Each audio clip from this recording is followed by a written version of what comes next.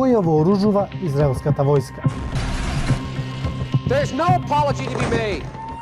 Во прашање се милиарди долари, а се што гледаме се експлозии, убивање цивили и бомбардирање на нивните домови. Израелската војска во повеќе наврати употреби бел фосфор против цивилите.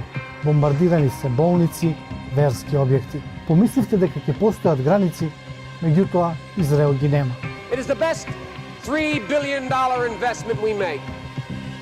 Were there not an Israel, the United States of America would have to invent an Israel. Од Втората светска војна САД му пружија повеќе странска помош на Израел отколку на било која друга земја. Од 1946 година на Израел му донираа вкупно 124 милиарди долари воена помош. Вашингтон често сака да го користи зборот донација. Меѓутоа, речиси 90% од овие донации одат во воени цели и за убивање цивили. Но САД не е единствената земја која го вооружува Израел.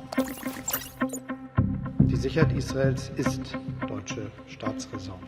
Втор најголем снабдувач на Израел со оружје е Германија, која помеѓу 2009 и 2020 година починува 24% од израелскиот увоз на оружје. Следна е Италија, која обезбеди 5,9% од израелскиот увоз на оружје помеѓу 1998 и 2020 година. We are different from those terrorists. Владата на Велика Британија редовно одобрува извоз на воена опрема и оружје во Израел.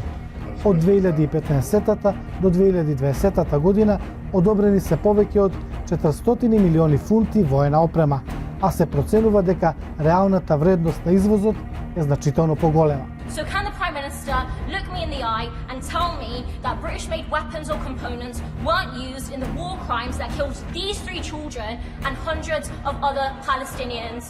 Наведените држави овозможуваат поддршка на израелската незаконска употреба на сила низ трговија со оружје, која и понатаму е во тек. Милиарди од тие финансии би можеле да се искористат на многу покорисни начини.